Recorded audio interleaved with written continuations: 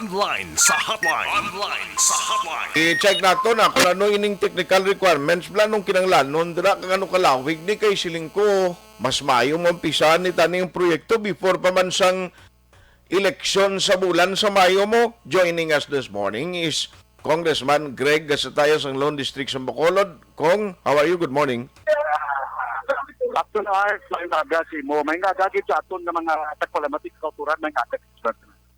Kung i-check ko lang bala, ano ni siyang technical requirements nga mo na lang kinanglanon subong so that maumpisan na ang pagpatukod sa Bacolod City General Hospital? Aksyon art, actually may mga series of meetings na naging tayo last week, no?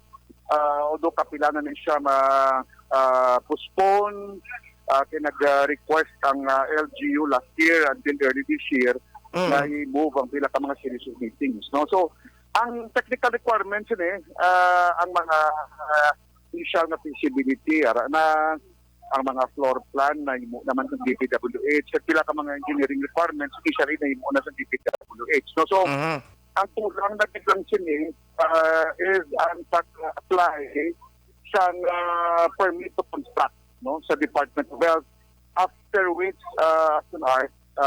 ibalik na siya sa DOH, no, para ipatigayo na ang pag-build isang sininga proyekto na meron isang total nga budget na 450 million pesos, no, 250 from Department of Health ang maging pangayo naton, and then nagpadugang si Senator Mitsubiri sa another 200. So we have a total of 460 million for the construction of the Bacolod City General Hospital. Aksyon. So kung nagtawon natin ining pagproseso sa technical requirements, most probably kung mahingagaw ini by February, gali matapos na ni Kong? Still depends kung ano kadasi ang pag-iho sa LGU sa pag-apply sa permit to construct sa Department of Health. No? As soon as meron itong permit to construct, ang DOH mahimo managilayon sa mga atikang in coordination man sa DPWH. Okay. I see. So, ara manggali nila ang papel, dako man ng papel sang City of Bacolod sa LGU kung para mapadasig ini ano puli hindi na ditani mapunggan ka madayon ginitani ang proyekto kung no. Kani Aksyon art, no, kasi ang pundo ara na no, ang lain na obra na naton, ang pundo na request for naman sa DOH na include sa General Appropriations Act ng National Government for 2022, meaning na punduhan na gitna sa National 2022 nga ra na gitna pundo. Ang mga initial nga mga engineering requirements kay mo ng DPWH sa coordination meeting naman na last week, although may mga series of coordination meetings pa. So it's almost na mga papeles, almost ara na Sinart. Ang certificate of need na supposedly issued sa DOH gin-waive na because may isang layi ng hospital na mga ginimok natin. So, di mga duwa na lang siguro sa duwa ka paperworks ang kinaglanon pag-aprobahan sa DOH para gilayon ng nasukura ng inyong proyekto. I see. So anyway, mayo man na, no? At least ang aton lang din ginalaman, maumpisa na gin ang proyekto. Ano man ang mayara man kamo mga political differences subong sang LGU, bro, lain naman na iya, lain nun talagang issue sa politika, diri lang kita tanin sa project kamadayon kong.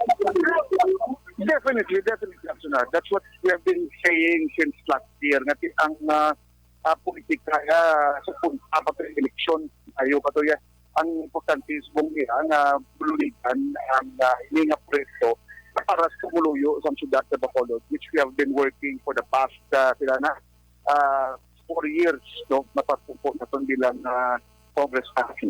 Okay, very good. No, at least mayo na siya nga development.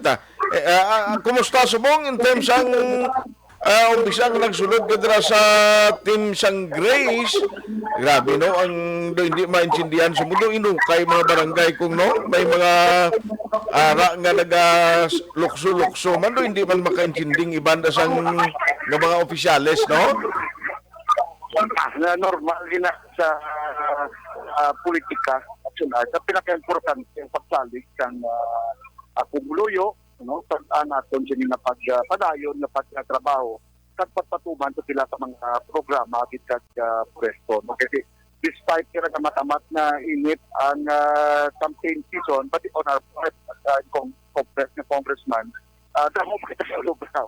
Ibig niya pwede nga unaton sa masunod ng mga binulan, mga importante din of that. So, muna tutukan dito na ito arts, ang aton pilid ng mga legislative agenda, ay kinaprubahan office ng Rason sa Bacolod, dito sa by Senate, nang ingagaw sa mga yung third and final reading, din ang pag-deliver sa sila sa mga programa, no, medical assistance, iban pakit ng mga helikopter nasyonal para sa Taiwan ng pumuluyo. At pakit ang pag-ensure ng mga naka-line up ng mga proyekto sa national government for 2022 mapatuman rin sa aton sa syudad sa Bacolod City. May mga sesyon pa ka mga schedule, Kong? May schedule pa mga mo, mga sesyon pa ka mo gyapon? Oo, natapos na Action Art. Bangod by next week, ma-start na ang campaign sa nasyonal. So, muna nga nag-adjourn kahapon ang session sa Congress, meaning sa House at Senate Action Art. Sige. Kong, salamat sa time, ha? By the way, kung madayon gibaning chin office, may arat na target nga area kung limutangan? I-discuss ko pa Action Art with Ched as soon as mapirma ni Presidente ang atong sing layi nga gitibon. Aha. On that note, Kong, salamat sa tempo. Good morning. Salamat Action Art, mapawag sa inyo kung may naga sa tanang-tanang. Aksyon Hotline.